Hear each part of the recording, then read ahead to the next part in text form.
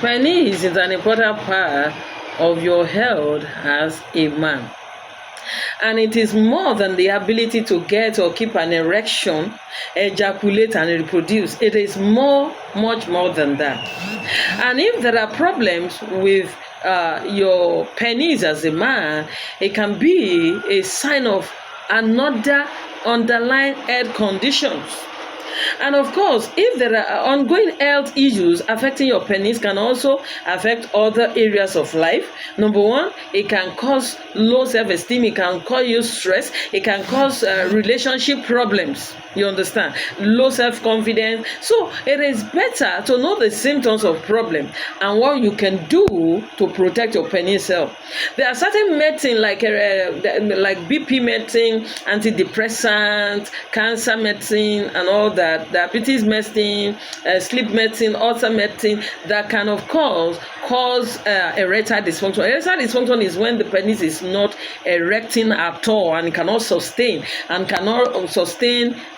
any erection. There's no erection. So, and these drugs, they can maybe prostate cancer medicine or that, they can cause erectile dysfunction. You understand?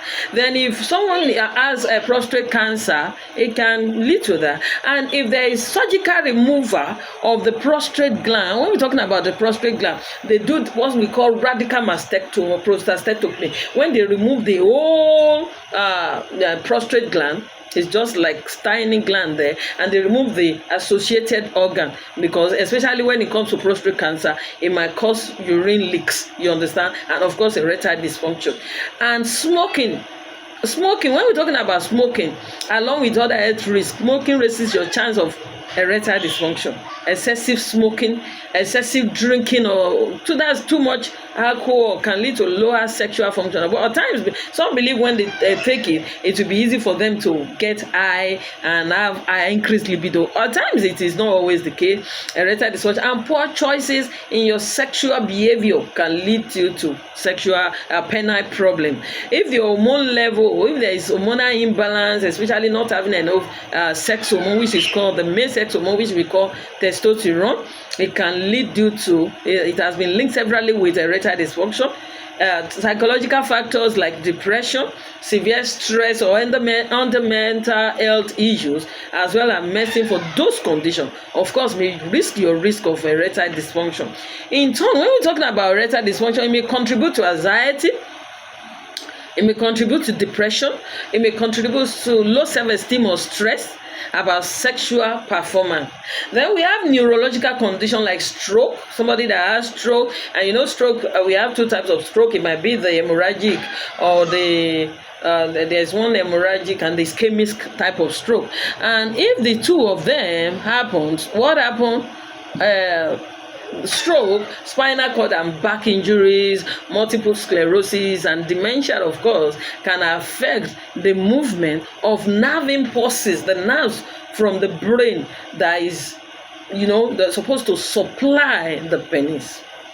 And of course, these two can lead to erectile dysfunction. Then when we are getting older, the higher we go, the weaker our system becomes. Aging generally results in lower testosterone level. And when we're talking about this aging, this lower level can lead to a high risk of erectile dysfunction, can lead to high level of erectile dysfunction, less intense orgasm when we're talking about that. Then when we're talking about lower force of ejaculation, that's less intense orgasm, lower force of ejaculation, and less sensitivity of the penis to touch. They don't feel that you are touching them. Sex that is not safe, sex without using condom protection, sex with multiple partners, sex with people that you are not sure of their statuses, and other sexual behaviors raise the risk of sexually transmitted infection. Then piercing. Some people, they like to pierce because they see that it's sexy, or just to satisfy their partner, can cause a skin infection that can interrupt the flow of urine per time. And of course, depending on where the piercing is placed, it might also lower the ability to achieve an erection or even an orgasm. You understand? So when do you need to see your doctor? Number one, talk to your health care provider as soon as possible. If you're having any of the following symptoms, number one, changes in the way you ejaculate. You should know the normal from abnormal. How do I ejaculate? You should know. Certain changes in sexual desire, bleeding during urination or ejaculation, genital warts, bumps, sore, or a rash around your penis or your genital area. It is time to visit your doctor.